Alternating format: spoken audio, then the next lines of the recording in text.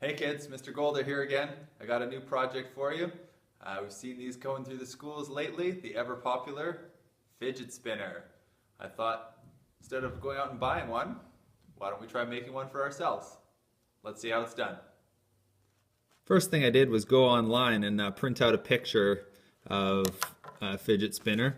There's lots of different ones you can find. You can find ones like that, or there's lots of different shapes that you can make as well. But today we're just going to start with the sort of regular standard one that you see everywhere with the three corners and the center bearing here. So we're going to take some scissors and we're going to cut it out.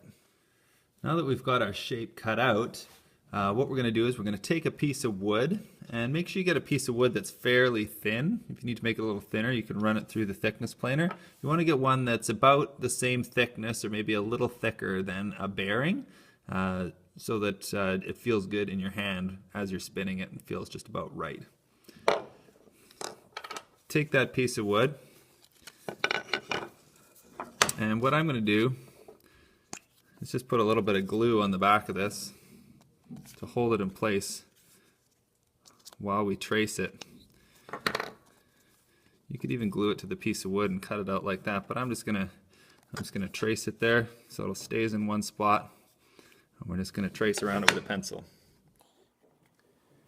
And as you trace it, the glue stick just helps hold it in place so that you don't have to worry about it moving as you're tracing.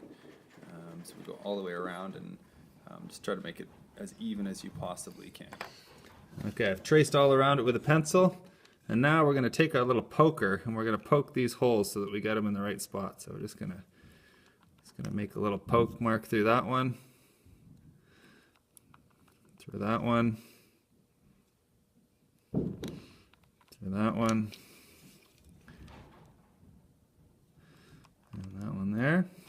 And that's going to tell us where to drill our holes. Then we can take this off. I'm ready to go drill it and cut it. So the next thing you have to do is find a drill bit that is the same size as your bearing. I found this Forstner bit. We're going to use this one. It's just a hair big, but we're going to wrap the bearing in a little piece of tape at the end, which will make it fit just perfectly. Also, on some of the spinners you buy in the store, you see that each of the three corners has a bearing in it as well. However, for this one, we're just going to put a bolt in each corner. The corner bearings are really just for weighting purposes, and it's a lot cheaper and easier just to use a bolt instead of another three bearings on those sides. Now that we've got our shape drawn on our piece of wood, we're just going to take that and we're going to put it into the drill press, and we're going to drill the center hole first with the drill press, and then we're going to drill the point holes just with a hand drill.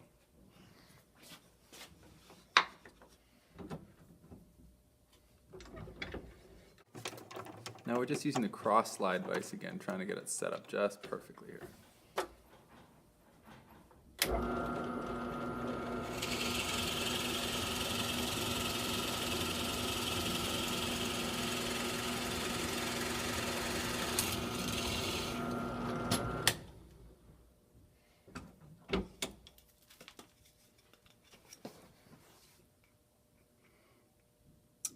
Next, we're just going to clamp our project to the table with a plate underneath it,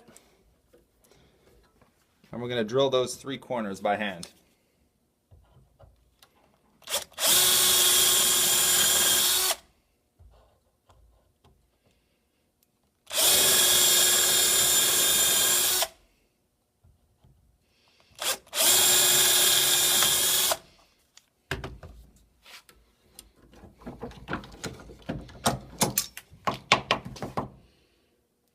Now we're going to go cut it out.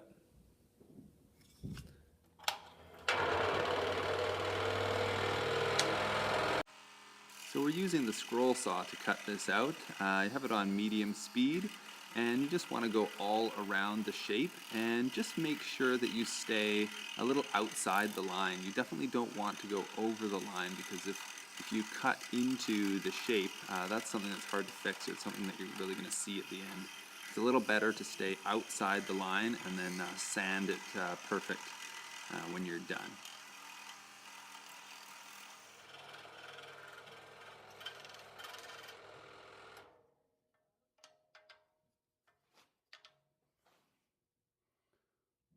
go, there's our rough shape. Next, we're going to sand all our inside pieces here on the spindle sander, just like this. So I'm sanding the inside of each of those curves, and we're going to sand the outsides on the mini belt sander in a minute. So I'm just sanding the insides, and then I'm sanding it on an angle, so I'm kind of getting rid of those sharp edges, and just sanding it on a little bit of an angle and rolling it up and down to round that edge out.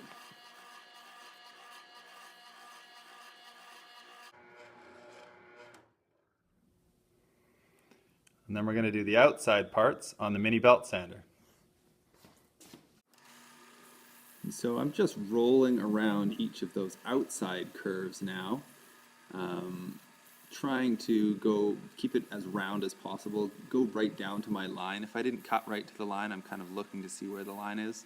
And then I'm sanding it on an angle just to get rid of that sharp edge on both sides. It's starting to look pretty nice and smooth. We'll probably do some finish sanding with some hand sandpaper.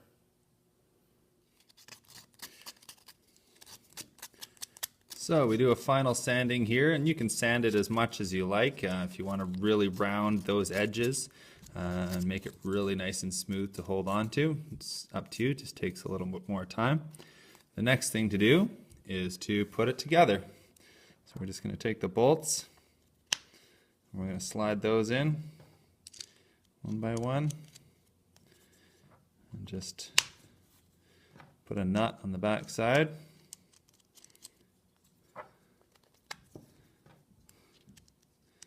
Like that.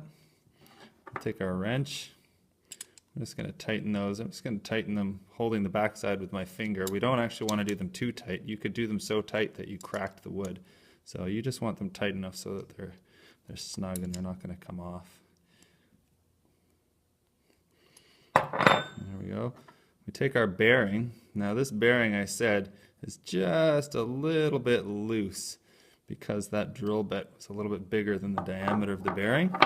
So what I found is if you just take a piece of masking tape, or any kind of tape really, and just wrap it around the outside of the bearing, just about one layer thick is good.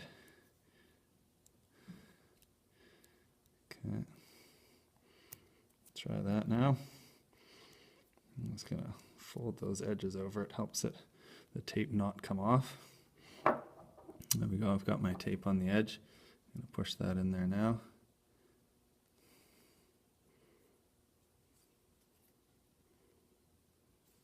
So at this point it works, but I found that the bearing is just a little bit loose, and so I need to just adjust the amount of tape that I'm putting on the outside to get it to fit properly.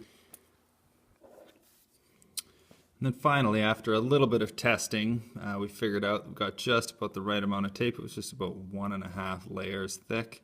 I'm just going to pop that in there, and it just goes in by pressure. You just kind of push it in, and it's going to work it until it's in the right place, like that. Okay, looking good. One more step. So our final step is we're just going to put a bolt in the middle of the bearing right there to give us something to hold on to, because it's kind of hard to put your fingers down here. So same bolt again. I put a washer on this. The middle part of the bearing is actually slightly raised from the rest, so you don't have to worry about it. You can put a bolt in there and crank it fairly tight, and it won't stop the bearing from turning. I'm just going to put that nut on the back. And I'm going to tighten it. And this one you might actually use a pair of pliers or something, but I can do it fairly well with just my hands. Now I've got something good to hold on to front and back, and boom. Pretty good for all your classroom distraction needs. And that's how you make a fidget spinner.